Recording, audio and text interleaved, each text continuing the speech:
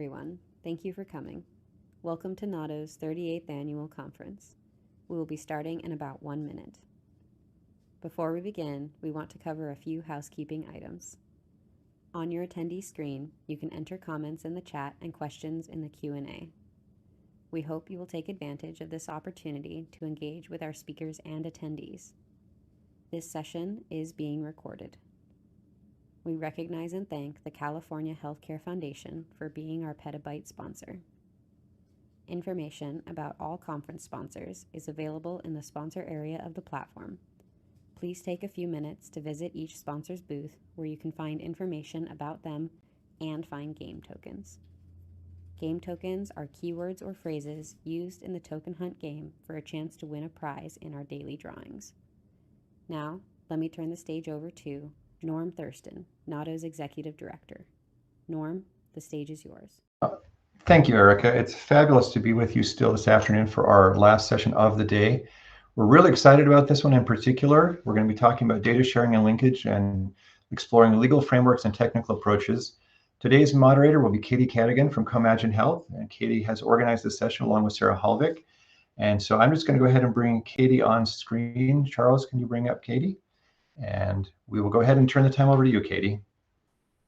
Thank you, Norm. Thank you, Charles. Hello, everybody. Greetings from Portland, Oregon. My name is Katie Cadigan, and I'm with Comagine Health, and I have the honor of being your moderator for this session, Data Sharing and Linkage, Legal Frameworks, and Technical Approaches. So we have three uniquely innovative presentations for you today with a total of 6 different presenters talking about multiple types of data being shared and linked in different ways. So with that, I'm going to introduce our first presentation. It is enhancing the interstate data exchange process using NAPSIS Steve.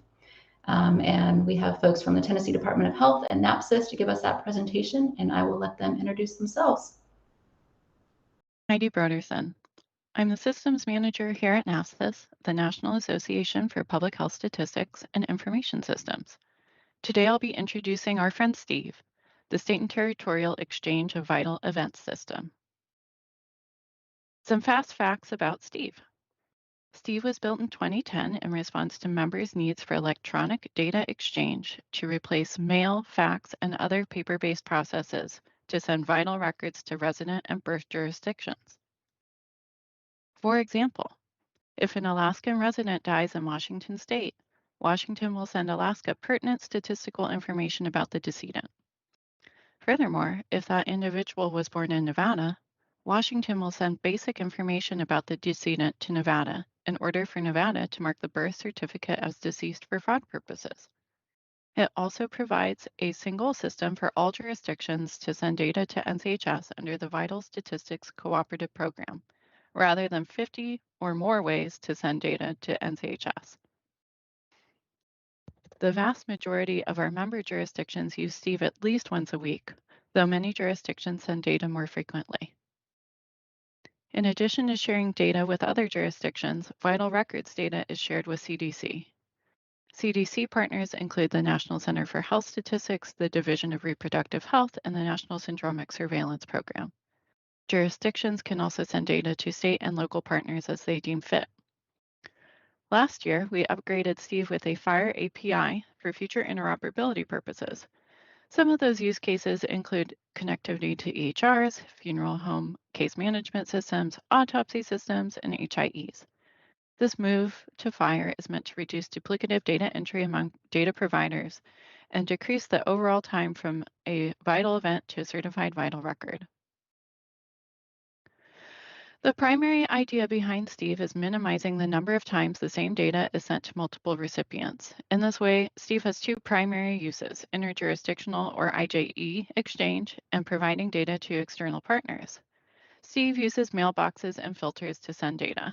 The jurisdiction uploads a standard format file, our IJE format, and Steve will take that file, apply predetermined filters, and drop the data in a mailbox for the external user with only the necessary data elements dictated by those filters. Basically, a jurisdiction will send a big standard file once, and Steve will send specified fields of that file to various recipients based on their needs.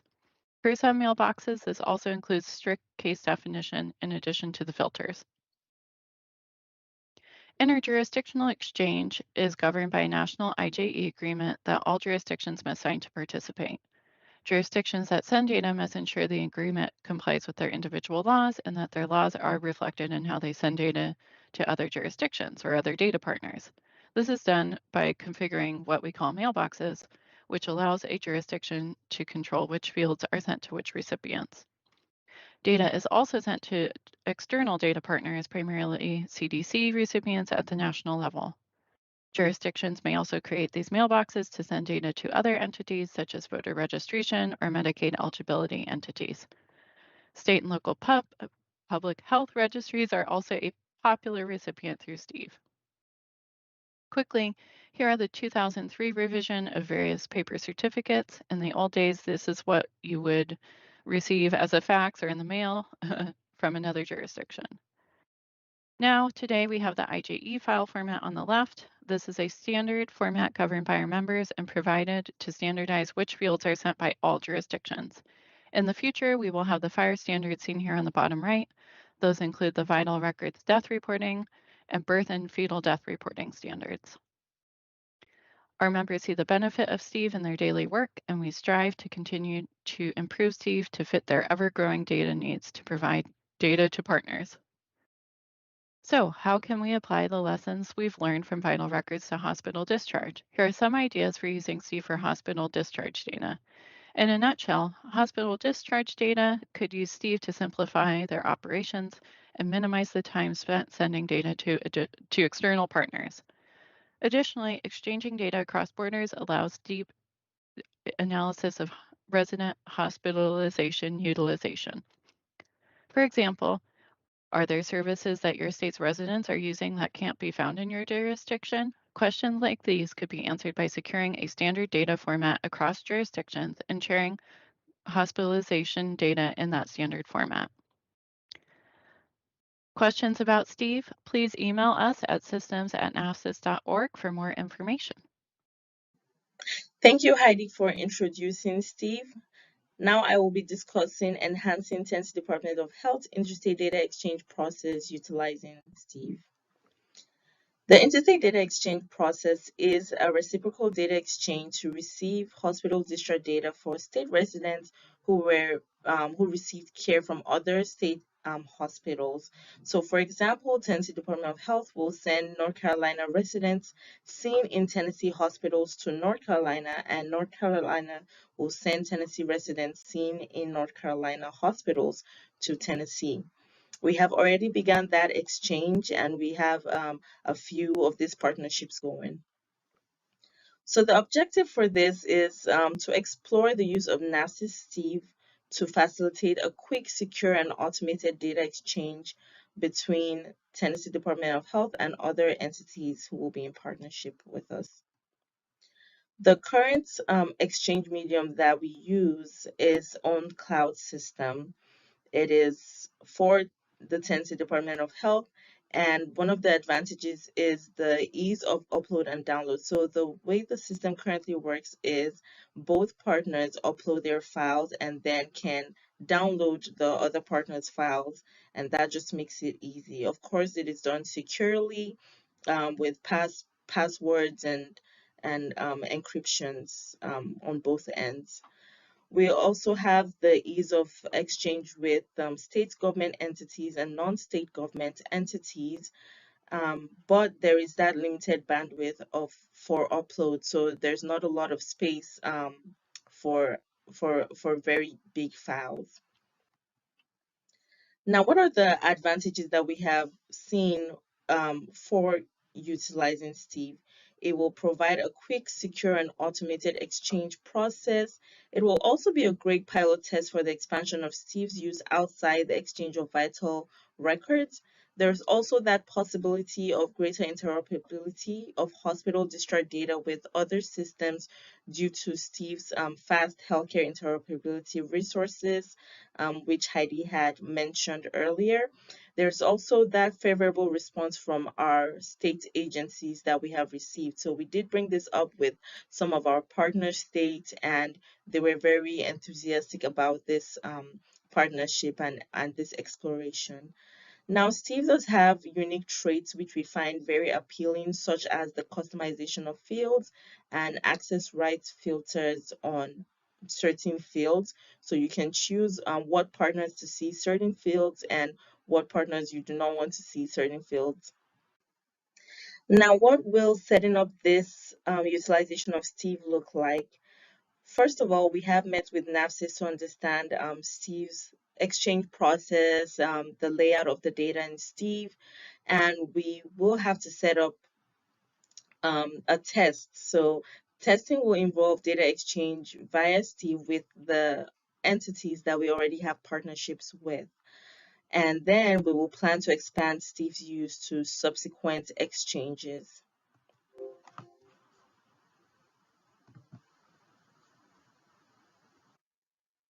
Important lessons that we have learned from our exploration of using Steve is that it's very important to utilize outside networks. So NATO did act as a liaison between Tennessee Department of Health and NAVSIS contact to see how we can get a good start on this. And for that, we say thank you, NATO.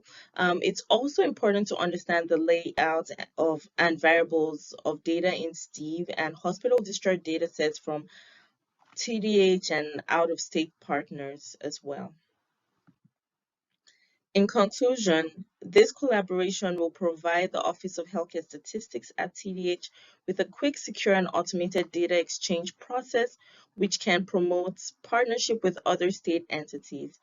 In addition, it's a collaboration with NAVSIS will also expose Steve to a wider use outside of vital records, which may then lead to a more accurate and complete database. Thank you so much for watching our presentation. If you have any questions, please feel free to reach out to either myself, Shogun, or Heidi Broderson. Thank you. Thank you, Amshay and Heidi, for sharing that information with us. Folks that are viewing in the audience, now is a great time to put any questions that you have in the Q&A chat box. But in the meantime, it stood out to me that you all spoke about FHIR APIs, which we heard a lot about in our keynote opening this morning. So I would love to hear some more specifics about one of the use cases that really benefited from using the FHIR API. Sure, I can speak to that a little bit. We don't have any use cases at the moment that have been used for FHIR. We only just started developing this in conjunction with the jurisdictions at the end of 2021 through the enhancing laboratory capacity funding for COVID. But the death standards have just been finalized, and we're embarking on the birth standards as well. And so things are moving. The journey of 1,000 miles begins with the first step.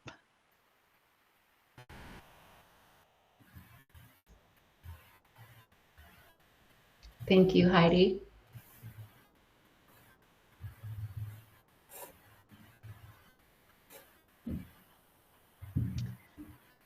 Can you all speak maybe any more to some of the challenges that you all encountered from any legal standpoint, or working through any of the getting people on board part of an operation like this that involves multiple organizations and departments?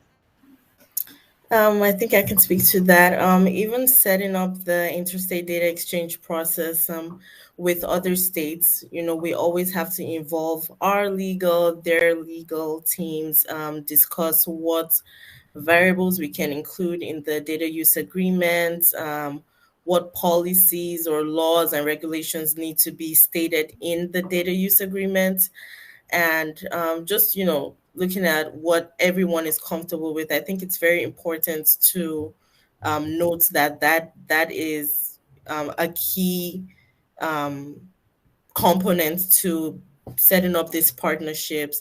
We always have to go back and forth to make sure that everyone's comfortable with what is in the data use agreement. With the potential utilization of Steve, a lot of our partners are excited, as I had stated.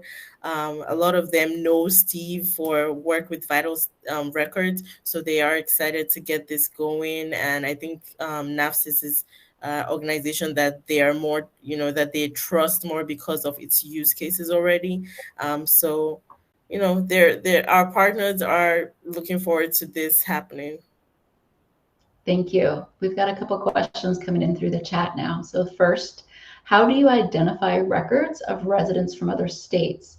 Is it just based on the patient address, or do you have a separate field for this? So we use we have a state field that we kind of go through to when we're writing our code, we state that it has to be residents from a certain state. And so when we pull up when we go through the code for that, it pulls up the records for that particular state. So we do use the address, which the state is part of the address. Thank you, Amshay. We have a compliment here embedded in the next question. This says, excellent reuse of a critical data exchange for new use. Can you speak to how you came to the solution? What was the problem you had identified needing to be solved? Okay, so the first, and Heidi can add on to this, but I think the first problem that we were seeing, which I don't think it was really a problem, because a lot of people were trusting of us because we're another state entity, but we also work with hospital associations. So we're also partnering with, not just with states, but with hospital associations. And many times they want a system that they know, for these exchanges. And internally, as I said, we use own cloud for our exchanges, and we know that it's secure on our end, but how can someone, who's on the outside truly trust that? So while looking for the solution for this, we decided that it will be better if we found something that more people know and more people are comfortable with, and then pose that as a solution to that problem. And as I said in my presentation, we also discovered that Steve had a lot of nice compliments that we liked when we had our meeting with Heidi and discussed what Steve could offer. The flexibility with adapting the fields for certain states, and being able to play with the fields and make sure that, okay, these fields are only sent to certain entities and these fields are not sent to the other entities, was important for us, because for our process now, we have to upload the file, we have to go through the data use agreement and see all the fields that we have, the partners have agreed upon, produce the data for that file, and then upload it. But with Steve, we can actually just upload all our data elements and then select which states have access to certain fields. Thank you, Amshay, and thank you both again for sharing your insights with us about this project. Audience, we will get to see more of Amshay and Heidi at the Q&A session at the end of this presentation. In the meantime, we will get ready for our next presenters. So Sharon Zanti from the University of Pennsylvania School of Social Policy and Practice is going to share with us her presentation about the landscape of cross-sector data capacity for impact, results and lessons learned from a national survey of 40 state and local efforts in the U.S. Good afternoon. My name is Sharon Zanti with Actionable Intelligence for Social Policy, or AISP, at the University of Pennsylvania's School of Social Policy and Practice. What we do at AISP is support state and local governments to responsibly share and integrate their administrative data for social policymaking. We also provide guidance and training on best practices with an emphasis on equity and ethical data use. In today's session, I'll be sharing the results of our recent national survey of 40 state and local cross-sector data integration efforts that use data to impact policy and outcomes for individuals and families across the US. This iteration of our survey was conducted in February 2023. Let's dive in. Our survey is organized around our quality framework, which includes 5 key components that determine the quality of an integrated data system. Governance, which includes the people, the processes for how data are used and protected. Legal, which includes the frameworks for how legal authority for data access and use are operationalized. Technology, which is the technical components that support data integration and analytics. Capacity, which refers to the staffing, relationships, and resources. And impact, which is the extent to which all of these components are used in combination to impact policy, practice, or other needs. Now, this framework is intentionally quite broad because there are many ways that you can use these 5 components to achieve a high-quality system for data integration. And what works is really context-specific. If you're interested in diving into more about this framework, you can find information and tools on our website. Now, let's talk about some of our key findings from the survey.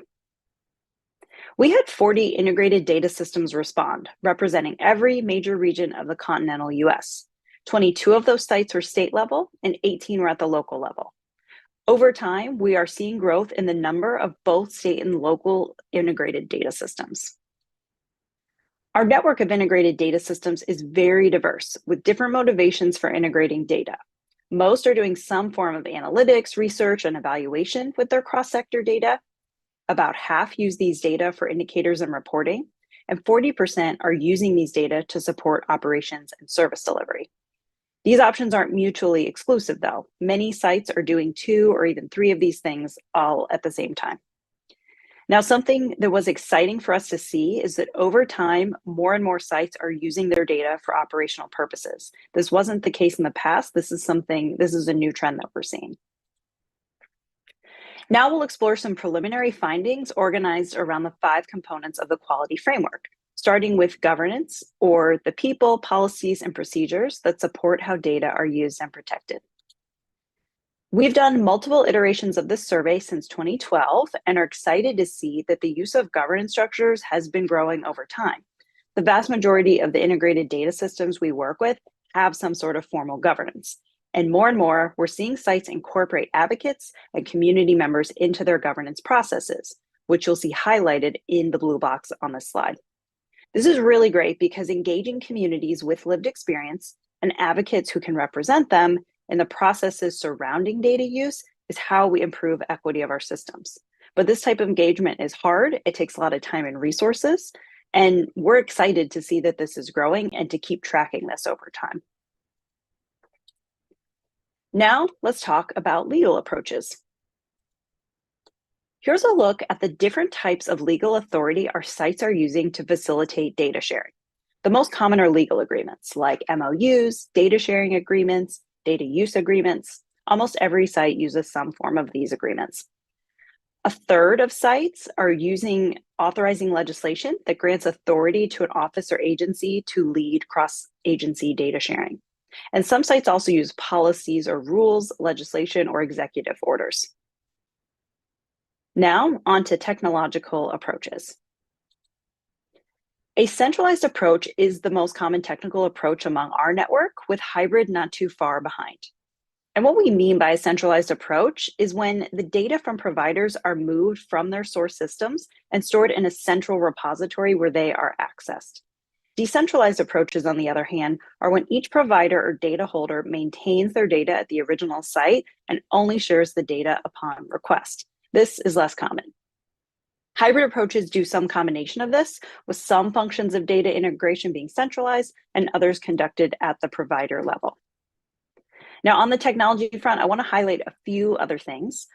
About a third of our sites use a master person or patient index. We also know that technology is frequently changing. About 39% of sites have changed their technical approach in the last 2 years, and over half are actively considering future changes. Keeping up with changing technology is something most of us can relate to in our personal and professional lives, and integrated data systems are no different. Next, we looked at capacity, which again refers to the staffing, relationships, and resources that enable an integrated data effort to operate. We see a really fascinating spread of staffing and budgets. And the overarching theme we see time and time again is that many sites are doing a lot with little resources and making great strides. The number of staff dedicated to data integration ranges from none at all. These are sites where this work is other duties as assigned, and all the way up to sites who have 40 or more staff who are dedicated to data sharing and integration efforts. But we're also seeing over time that more sites are developing sustainable staffing and budgets. And now the last section, and really the most exciting, what is the impact sites are making through their integrated data? These are the top social policy issues being addressed with integrated data, with child welfare and social determinants of health being frontrunners among our network of integrated data systems.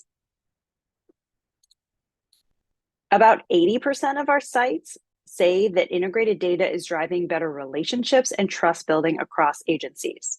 And about 70% say it's driving capacity for evidence-based policymaking. Other impacts sites are reporting include greater capacity for responding to grants, improved relationships with external partners like universities and researchers, more public engagement around data use and policy, better care coordination, cost savings, efficiency, and using data to demonstrate return on investment. Now, to wrap us up, I want to leave you with 3 take-home points from our survey and our work with integrated data systems across the US. The first is that building cross-sector data capacity can deepen our understanding of critical social issues. But what works in one context or jurisdiction may not necessarily work in another. Data sharing and integration is highly context-specific. However, a high-quality integrated data system has 5 key components as listed on our quality framework. A governance structure that includes people, policies, and procedures to support ethical data use and protection of data. A legal framework that articulates how legal authority for data use is operationalized and ensures legal compliance. Technology that supports data use and analytics while upholding data privacy. Sustainable capacity to be able to implement the governance, legal, and technical components of data integration. And lastly, a demonstrated impact on key priorities that are specific to that site. Thank you all. That's our session for today, and I look forward to hearing Q&A during our time together at the conference. Thank you, Sharon. Audience, please feel free to start putting your questions in the chat. But in the meantime, Sharon, I was curious about the advocates and community-based organizations that you spoke about being included in that governance process. And I'm curious, you pointed out that it had been increasing, and yet still plenty of organizations have not been able to pull those groups into their governance structures. So I'm wondering if you have stories about what has helped some folks be able to do that, whether it's incentivizing or having established relationships. I'd love to hear more about that.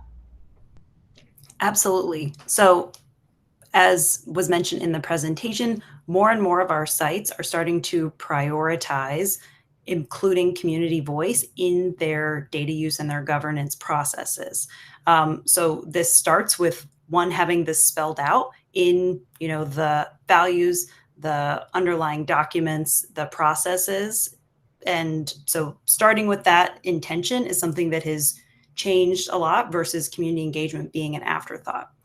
What this looks like in a couple different areas are having funding now attached to that. So it's more than just, we want this, we are trying to get this, to now we have funding to support this by either providing gift cards or stipends for community members to participate regularly, providing transportation, childcare, other resources that make access to participating more easy.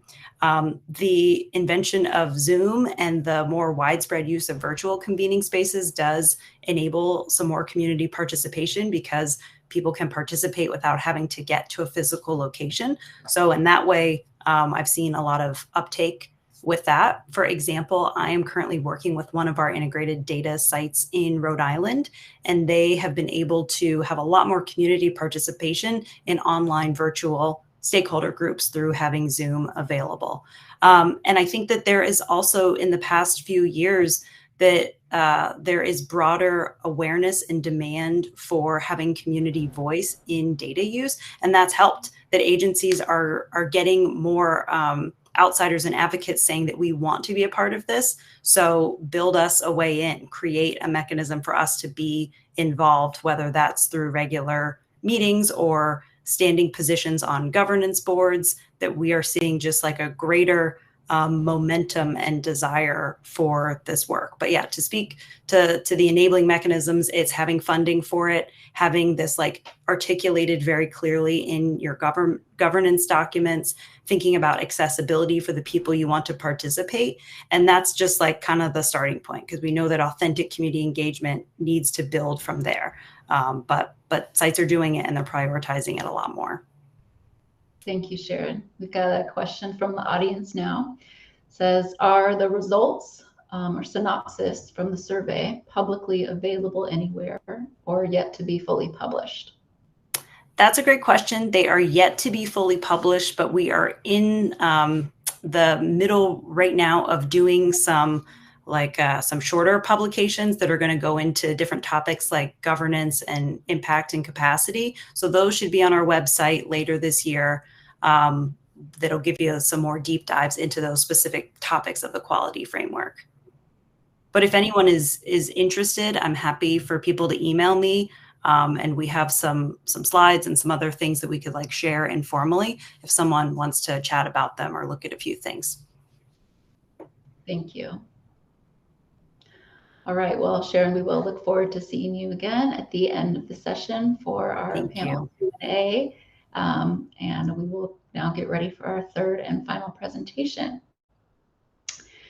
So we are now going to hear from three folks at the Institute for Oral Health. They're going to share with us their presentation, the use of application programming interface to bridge data reporting capabilities in novel programs to improve oral health outcomes. Thank you for joining us today at the NATO annual session as we discuss the use of application programming interface to bridge data reporting capabilities in a novel program to improve oral health outcomes. My name is Wei-Sun Lung, and joining me later in this presentation are my colleagues at CareQuest Institute for Oral Health, Matthew Vermillion and Adriana Sonic. The objectives of today's presentation are as follows. Introduce the MoreCare program and its workings. The application programming interface, also known as API. What solutions the API offered for us at CareQuest.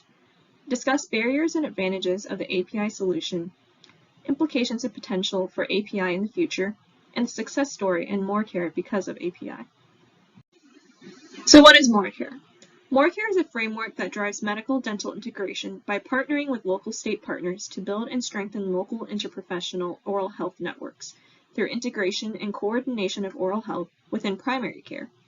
The MoreCare framework is tailorable for each state's needs, and through this framework and curriculum, the state partner guides and helps cultivate referral relationships to improve patient general and oral health outcomes.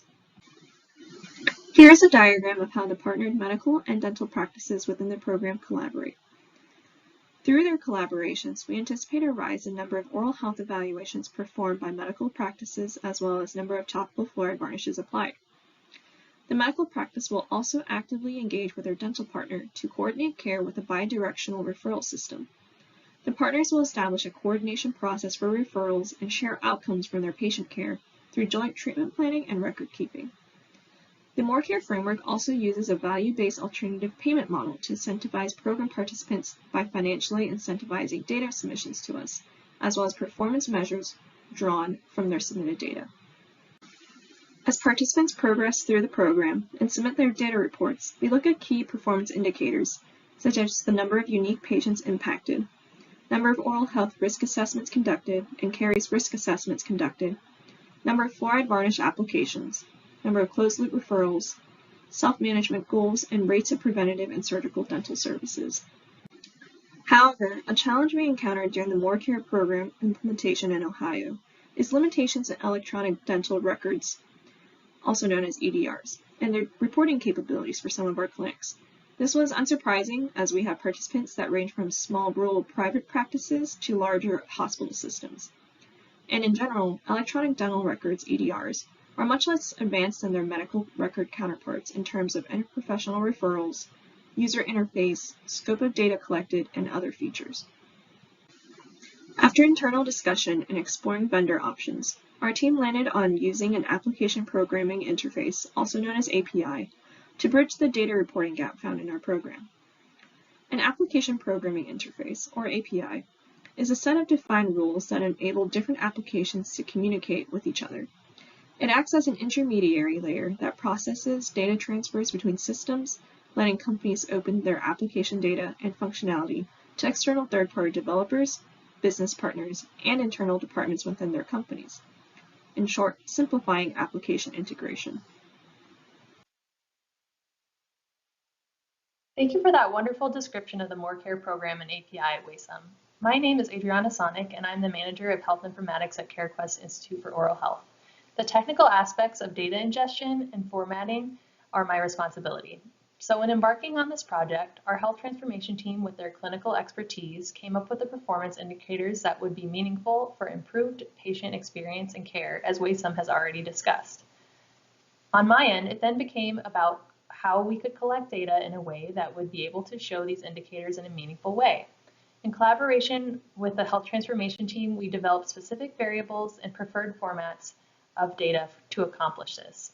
This involved a mix of both claims data and demographic data. During the clinical recruiting process, there was a clinic who was very interested in this program and the mission that we were trying to accomplish with it, but they lacked the technical capacity to be able to submit the data in the way that we needed to on site. Once we established this, we began to search out API options. For us, the longest portion of the process was the contracting process. It was a large task to make sure that our legal as well as the clinic's legal staff understood what we were trying to do and that it was acceptable for both parties' privacy and security policies. Communication at this stage was very important. We didn't want to make any assumptions about what people's understanding of the more technical aspects of the data was. We found that it was better to over-explain the subject matter rather than leave people with questions. After the contracts were in place, the process went very smoothly. We coordinated with our API vendor to have meetings with clinics so that the API vendor would have the access to the data and information that they needed. Once they were in contact, there was about a 2-week period of setup where most of the burden was on the API vendor. Once these reports were set up, our group set up a meeting with the API vendor to get access and go over the proper method of pulling the data. At that point, we were able to verify that it was the data that we were looking for, and we would be able to use it for our program.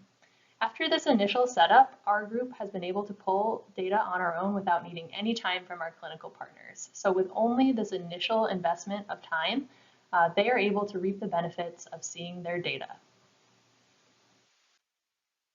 We have seen several advantages to using an API.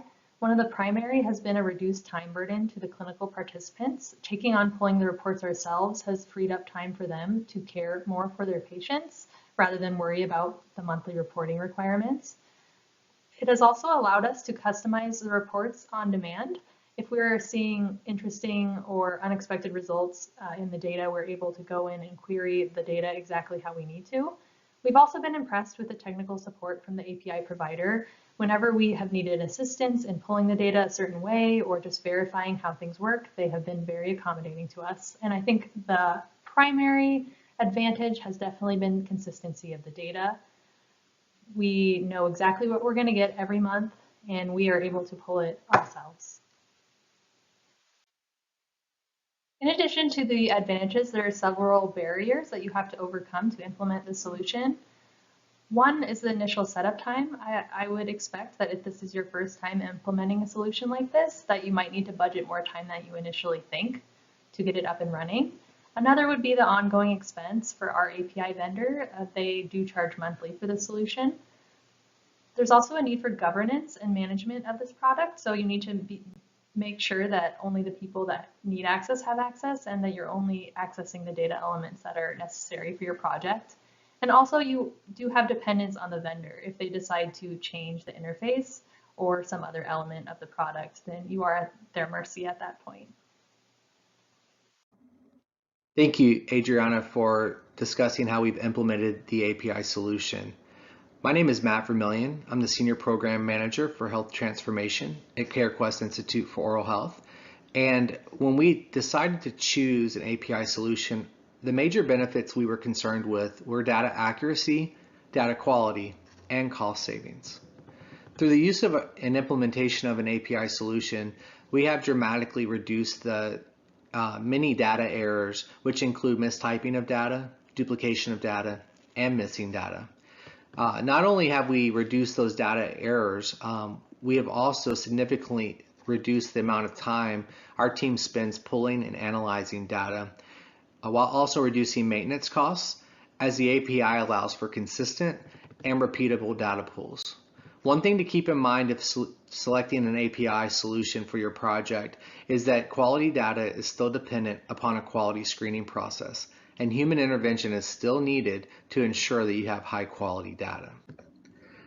And then, as mentioned earlier in the presentation, MoreCare is a framework that drives medical dental integration through the coordination of oral health within primary care. To validate these improvements, our program collects medical and dental performance data that is pulled from either the medical or dental EHRs. Due to interoperability challenges in a variety of EHRs used by each practice, data collection can be time-consuming. For us, we found the use of an API is beneficial when collecting data from clinical partners with an EHR that did not have the ability to easily and reliably pull data needed for our quality improvement project. For the clinic that used the API solution, we have seen more timely and more consistent data submissions. As a result, we have better insight into clinical trends that are impacting patient outcomes. Thank you guys for spending time with us and for listening to our presentation. Wissam, Adriana, and Matt, thank you for joining us now for some Q&A after your presentation. Folks in the audience, please add your questions as they come to you. In the meantime, I was curious, Adriana, you spoke about that there were different types of reports that you were able to pull, including developing customizable reports as a result of your API. And so could you tell us more about an example of one of those customizable reports and the questions that it was trying to answer? Yeah, so one example is obviously we do very systematic reporting, so we need to pull like a month's worth of data. So you could restrict the date range by a variety of fields, whether it's when the procedure is actually done or when it was reported. And also we are able to limit by procedure code, so we could pick specific procedures that we are interested in and query those. And also it allows, so there's some kind of out-of-the-box reports that are available, and we're able to add variables that we need into those reports in order to satisfy our reporting requirements. Thank you. I'm also curious from any of the three of you about any more examples about really that benefit of the physical health system being able to see dental data in terms of how they were able to, guide care, coordinate care, and use that information in the physical care setting. Yeah, so one of the participants in our program is a member of a large hospital system. And prior to participating in MoreCare, they had never introduced oral health services for their patients before. But through MoreCare, and because it was one of the key performance indicators that we were pulling in our data reports, they started rolling out fluoride varnish applications. And for those who don't know, that is kind of like a mineral you can paint on a patient's teeth. It helps stabilize, helps strengthen, prevent the teeth, or lower the risk of the teeth from developing cavities. And so it was really a big deal that this provider in the MoreCare program was able to start rolling this out. As of right now, it's isolated to their specific practice, but the hope is that over the course of time, as they're able to show a difference in population health outcomes, that they can spread that to other locations within the health system. And Matt or Adriana, feel free to speak to that as well. Yeah, Katie, just to echo what Waysam mentioned, this provider stated to us that prior to our project, they were unsuccessful in being able to apply fluoride varnish and oral risk assessments in their health setting. And now they are actually being able to present this data to their other clinicians for additional provider buy-in to really support the spread and sustainability of this work that they're doing. Thank you. We have a question from the audience about costs. Can you please share whether you are considering building an internal API for long-term cost savings? Also, what was the benchmark or pre-API? As far as ongoing costs, on our end, for this project specifically, they've been really low compared to, some of the other kind of solutions we were thinking about. So at this time, that's not something that we're comparing to. And as far as a benchmark, I apologize if this is not specifically what you're asking, but generally, dental data is quite a bit behind medical data as far as electronic health records, electronic dental records. So a lot of the data that we receive from other facilities is very messy. It takes a lot of time to process. We have to do kind of extensive processing on it. So this solution really saves us a lot of staff time.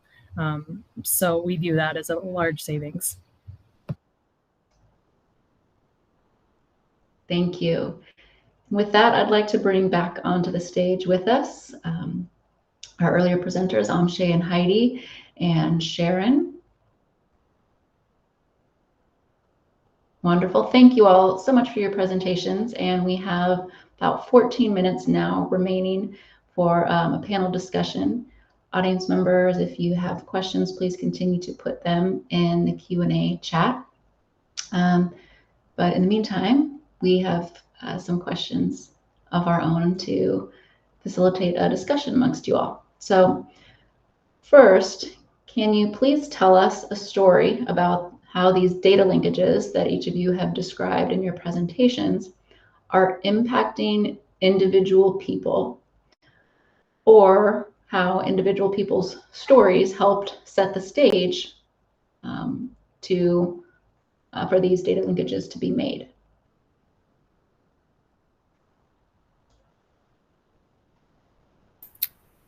I don't know what order we're doing this, but I'll just jump in.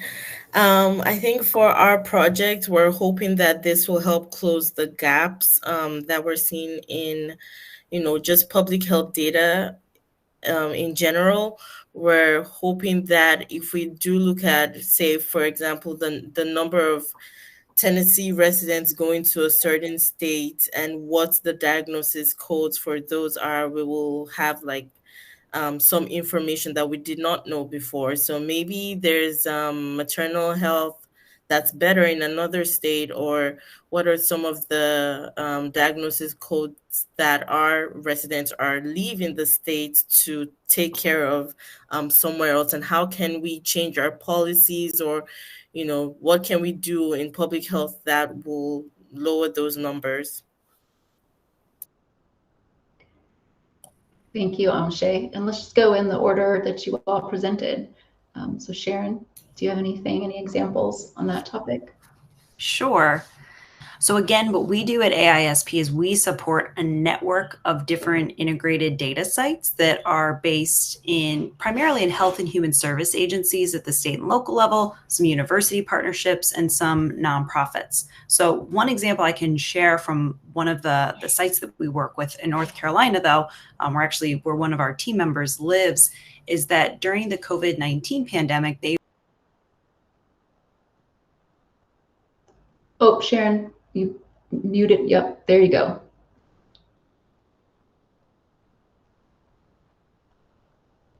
Wait, we're still not. I see that you unmuted, but Can you all hear me? yep, there. Now you're good. Thank you. Okay, great. My network strength was having issues. The example I'll share is from one of the partners in our network sites. So again, we work with state and local data sharing efforts, primarily based in health and human service agencies. And in the state of North Carolina, which is a state where we have a network site, because of the state's data infrastructure for sharing and integrated different individual level data, during the pandemic, the state was able to provide pretty swift access to pandemic EBT, so electronic benefits transfers for families in the state. Some states during the pandemic didn't have this data capacity and were never able to roll out their electronic benefits transfers to residents during this time of need. And so the state's data infrastructure, while they didn't foresee that we would have this particular challenge, it allowed them to roll with this by being able to link data from the Department of Human Services with data from the school systems and figure out which families needed to receive electronic benefit transfer cards. And then they were able to continually re-upload the cards at different points throughout the pandemic where it was time to add more benefits to people's accounts. So this is just, one example of how like being able to have data capacity can allow for responding urgently to an emerging need that you maybe weren't even anticipating. Thank you, Sharon. And Matt, I know at the end of our Q&A, you spoke to an example about or your group did about physical health providers having insight that they had not had previous to your API. But I'm wondering if you all have an example from the patient perspective of a benefit from the API. Yeah, Katie, thank you for asking. I'll actually share with you a link if you can share it with the group. It actually is an article, a blog post about two of our partners, one being a medical provider, one being a dental provider. They just happen to be twin sisters, which is actually really cool. But the story is basically our medical partner had mentioned that they made a referral due to a child stating that, or a parent stating that their child had cavities, but they were having trouble finding a dentist. And our medical provider simply picked up the phone and called her dental partner, and they were able to see the kid very quickly, probably within 24 to 48 hours. So it was really neat just kind of seeing the tangible results of collaboration between medical and dental partners. And like I said, we have a blog post we can actually share with those that are in attendance if they are interested in actually reading the quote, because I know I'm not giving it the justice that it deserves. Thank you. And in that example, right, it's that the fact that the information was so readily available when that referral was made between providers in different practices and different systems that your API allowed. Thank you. That's a great story. We do have a question from earlier that I want to come back to, and it's directed at you, Amshay. Where can we learn more details about Steve, specifically the fields that are available in it? Okay, so you can email me to see what fields are, we're working on for the interstate data exchange process. My email is amshay.ogan@gmail.com. So just my first name dot last name at tn.gov. Thank you, Amshay. So the next question I have for each of you is, what is the one thing that you would most like the audience to take away from your presentation as we all go about and do our work? Let's do the reverse order this time. So Adriana, Waysam, and Matt. Yeah, I think for our group, Waysam, Adriana, feel free to jump in yourselves. But I think the key thing for us is that, data is only half of the story. but that data is a very important component of any story. So anytime you're trying to change behaviors, change systems, you need the data to verify and validate what you're doing, but you also need the quantitative piece of it from the providers or participants themselves to really show the impact that only they can provide as those involved in the process. So I'll turn that over to Waysome or Adriana if they have anything else to add. Yeah. For me, I'm a clinician, so I see the patient stories and the patients as a lot more than just data, just having worked with them. And my biggest takeaway is that, or that I want people to be able to take away, is that just because a participant in a program might not be seen as having the capabilities or like the sophistication in their built-in technology to like participate in a process improvement program, that shouldn't automatically write them off. Definitely something to consider, but it's also really important to consider what solutions are there, because the patients that a small clinic in rural, whatever state, they're still people with stories, and they still matter just as those who are in urban cities. And so explore the solutions, explore things like API, explore whatever else might be out there in other people's toolboxes.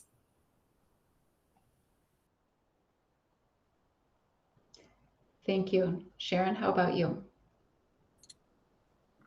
I'm so sorry, but could you repeat the question? My internet keeps going in and out over here. No worries. What is the thing you would most like our audience members to take away from your presentation today and apply to their work? Absolutely.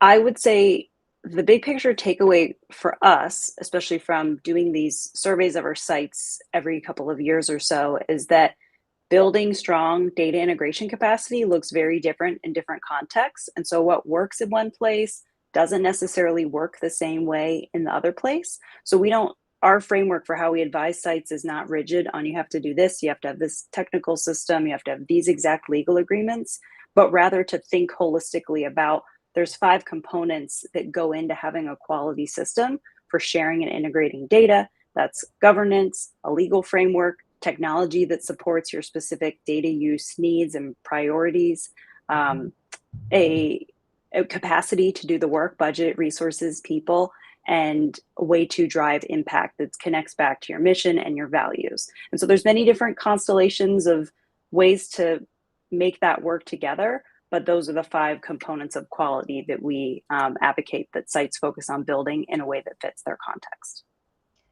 Thank you, Sharon. Heidi or Amshay, would one of you like to speak to the key takeaway from your presentation? I can speak up.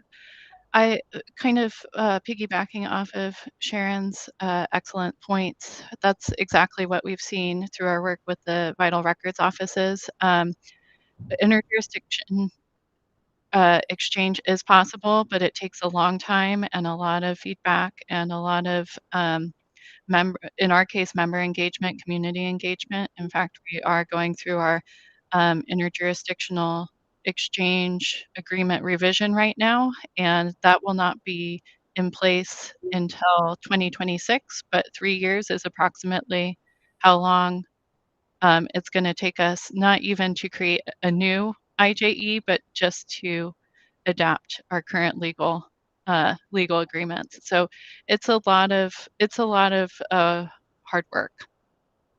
Thank you, Heidi. And folks in the audience, we do have in the chat there, thank you, Charles, the link to the blog post that Matt mentioned earlier, as well as the contact info for more questions about NAPSIS Steve. We also have a question there from the audience.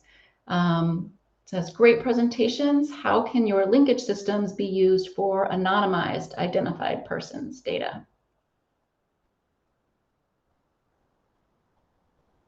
And any of you who want to speak on that, go for it.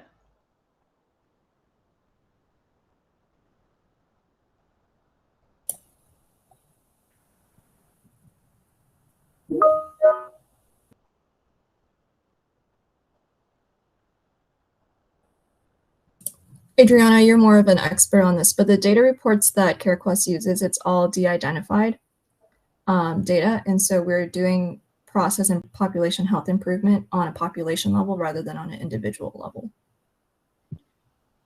That's correct. We only get identifiers and demographics from the claims, which is something we also modify the reports.